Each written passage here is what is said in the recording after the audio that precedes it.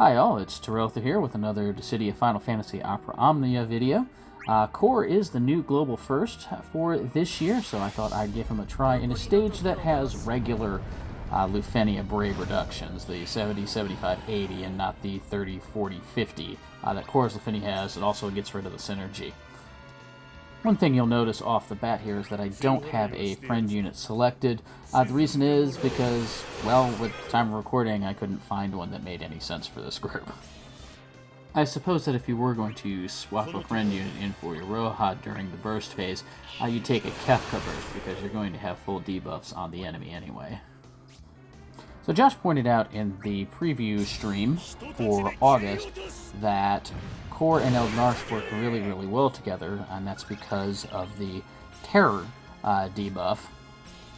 However, that is not the only reason that these two characters work very well together, as you're going to see here. The bosses are only going to get one turn each, and they're going to be terrorized for those turns. It's convenient that the orb for this stage is ice damage, and it's +7, which means Iroha can control the orb with simply the Kurosame call. So what's happening right now is that we're getting things set up to go into Eald'narche's burst. So the plan is we're going to let them have a turn to tick up Kurosame's hero debuff up to 3 on B there, and then we can tick that up to 5 on both enemies with the LD call on Iroha. So unfortunately the break order got messed up a little bit there, so we're going to have to go to the phase shift and the exceed lance now in order to make sure that they don't actually get to act. I think that's something that's very important to consider when playing Eald'narche. You can be very, very patient. You don't have to go all in at once. Take your time. Don't phase shift until you have to. The longer you can wait to phase shift, the longer you can wait to burst, gives you much better chance of getting to the end of the fight without Eald'narche burning out. He doesn't have a whole lot of skills. He can burn out very, very quickly. In fact, another thing you can do is that you can bring an Eald'narche friend in. You can spend yours, swap in the friend, and then see if you can spend all his skills before he goes away. Now, the orb might be looking a little bit scary here, but it's fine. Eald'narche is trying to bring it to 3, Cor's trying to bring it to 2, Iroha can tap the AA, bring it to 1, and she's got the Enchant Ice from the Kurosame call, so she'll just bulk the orb back up on her turn.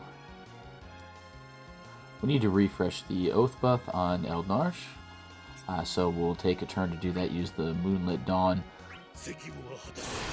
Snowbreak doesn't do as much damage as Moonlight Dawn, so unless you need to refresh that Crownguard Warrior buff, you typically want to use Moonlight Dawn.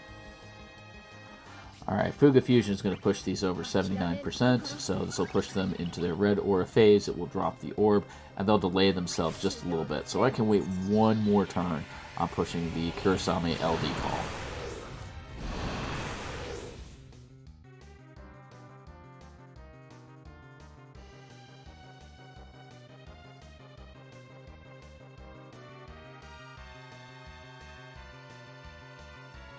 Alright, so this is perfect.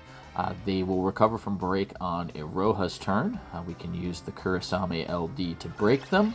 Then Iroha can take her action. That'll have her EX charged for after Eald'narche's burst.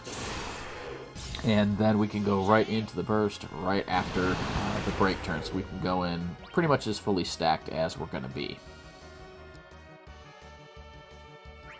So this is actually a mistake here. I should have pressed Snowbreak here, because what's going to happen is later in the fight, Crownguard Warrior is going to drop because I hit the wrong skill there. And there's the break recovery, just as anticipated. And here's the LD. We'll go ahead and break them. They're both at 5 stacks of Pyro. We've got the Ice Enchant for everybody now. We've got the Elemental Damage up. We've got the attack buff. So let's hit Amatsu Chun. Get everything ready, and that'll charge your EX, and then we're ready to start the fireworks.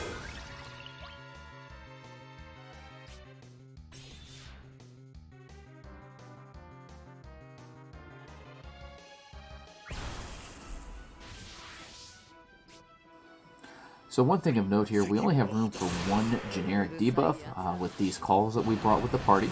And so we're going to prefer the defense debuff to the speed debuff here, simply because it's going to help both Eald'narche and Cor do more damage. And while Cor is going through his little burst cycle, he's not going to need the enemy to be debuffed for speed because, well, all of those are instant turns anyway.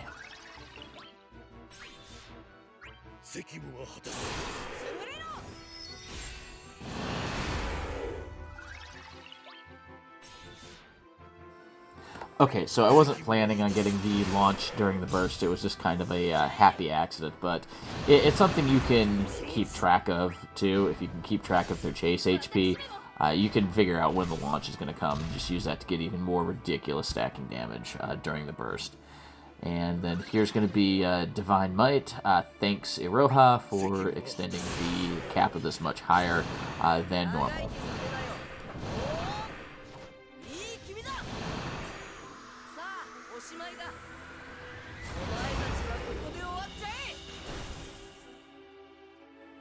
So for reference, I've put the amount of damage Eald'narche's BT did in the upper left-hand corner of the screen. Now I'm going to go through Cor's LD loop. I'm referring it to the Cor's Reaper's loop here.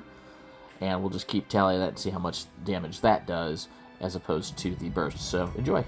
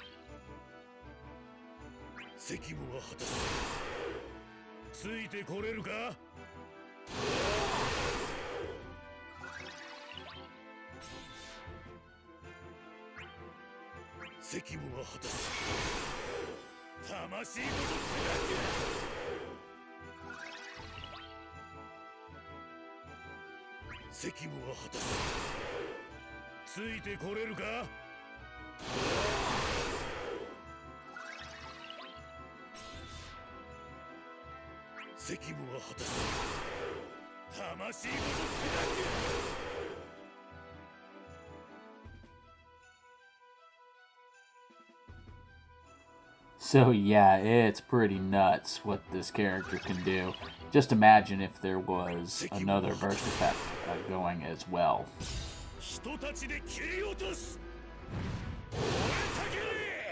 So now that Cor has finished all his turns, we need to take a look and see what we're going to do with our summon here.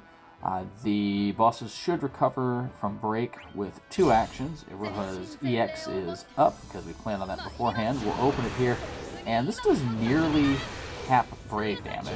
And of course, since it's nearly cap Brave damage, it's going to be nearly cap HP damage as well. So I see at this point, oh, we hit the summon, we're going to be able to do absolute cap damage with Iroha. Also notice that we haven't touched a single turn of Eald'narche's burst effect yet, until right now. And just look at the damage that this does. Yeah, he almost caps all 3 hits on his Exceed Lance as well.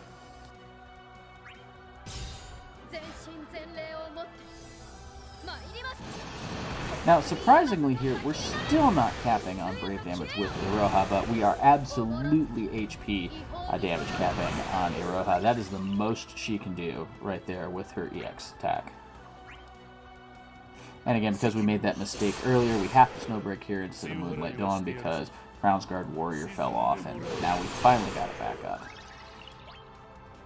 So here I was debating whether or not just to hit Exceed Lance again, because after next turn, the Kurasami LD call is going to go away, but I decided against it. Just go ahead and use my free skill, just in case this takes longer than I anticipate to finish.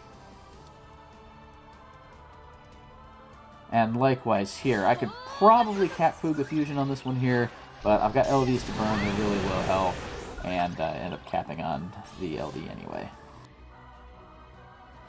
So at this point, I am glad this is nearly dead, because once that orb runs out, I have no way to increase it. I have no more ice damage left after this particular turn. So thankfully I see, okay, so Eald'narche can kill it with its current Brave, and I just pop the final Exceed Lance here just to make sure we get the job done. But as you can see, without Kirasame's call up, it doesn't do quite as much damage, and that's the fight right there.